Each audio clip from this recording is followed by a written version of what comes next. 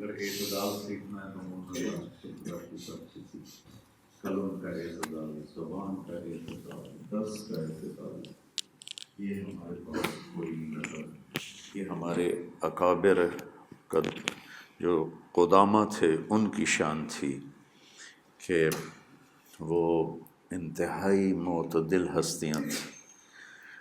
پھر جیسے جیسے زوال آتا ہے تو ہر چیز میں آتا ہے، تو اب ایسی شخصیات شاید انگلیوں پر بھی پورے تھوڑے ہو جائیں گے۔ تو اللہ نے ان کو یہ خوبی دی ہے، یہ تشریف لائے تھے تو میں نے کہا کچھ نصیحتیں ہمارے بچوں کو فرما دیں، تو میں زیادہ ٹائم نہیں لینا چاہتا۔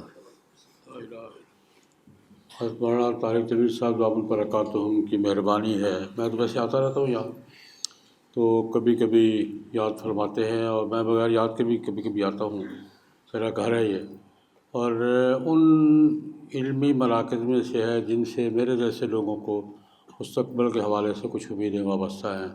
اللہ پاک مولانا کی صحت میں، عمر میں برکات نصیب فرمائے اور ان مراکز کو اپنے مقاصد میں کامیابی نصیب فرمائے۔ بس مولانا جو بات فرما رہے تھے، یہ اصل میں ہمارا کوئی مسئلہ نہیں ہے۔ ہم نے جن بزرگوں سے فیض حاصل کیا ہے یہ ان کا سبق ہمیں یہی ہے۔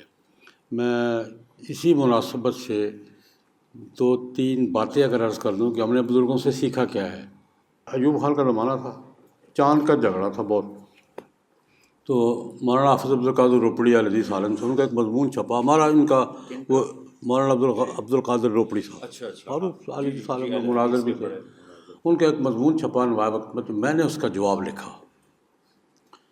وہ موقف ان کا مختلف تھا، ہمارا مختلف تھا۔ نوائے وقت میں چھپا تو میں نے مراسلے کی شکل میں جواب لکھا۔ میں نے والد صاحب کو دکھایا کہ میں نے یہ جواب لکھا ہے، ذرا چیک کر لیں۔ میرا غالباً موقف علیہ کا سال تھا جی۔ الٹے ہاتھ کی میرے منہ تک آئی تو صحیح لگی نہیں۔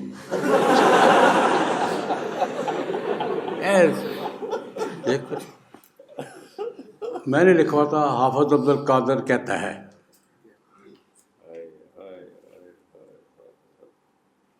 یہ مجھے یاد ہے، الٹے ہاتھ کی آئی، لگی مجھے نہیں، لیکن میرے تیرا چھوٹا بھرا ہے، تیرے پیو نالوں بڑا، یہ مجھے جملے یاد ہے۔ وہ تیرا چھوٹا بھرا ہے، حافظ عبدالقادر کہتا ہے تیرے پیو نالوں بڑا، عمر میں زیادہ ہی تھے وہ۔ یوں لکھو مولانا حافظ عبدالقادر روپڑی یوں کہتے ہیں، مجھے ان کی بات سے اختلاف ہے۔ یہی بچوں میں چاہتا ہوں۔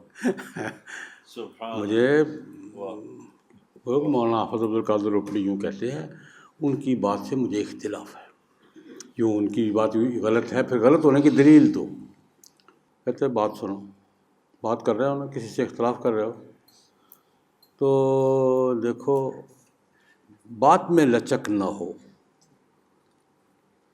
موقف تمہارا ٹھیک ہونا چاہیے، مضبوط ہونا چاہیے، لہجے میں جتنی لچک پیدا کر سکتے ہو۔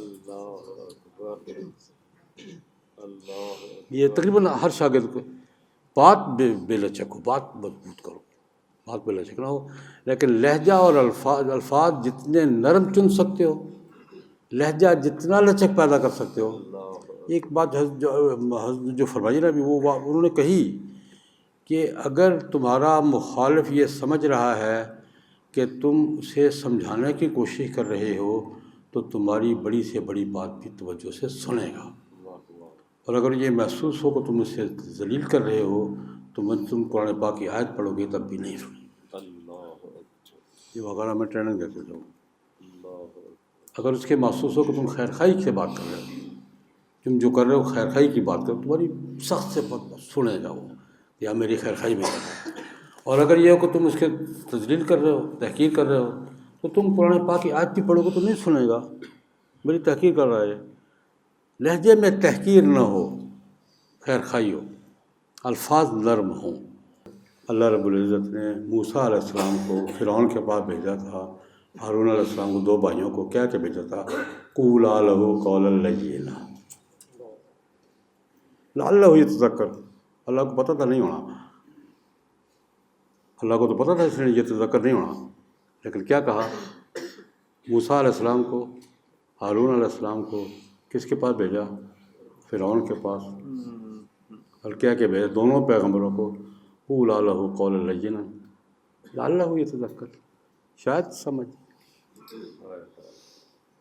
تو والد صاحب فرمایا کرتے تھے جب بھی بات کرو نا اس لہجے میں کرو شاید سمجھ جائے، اللہ شاید سمجھ جائے۔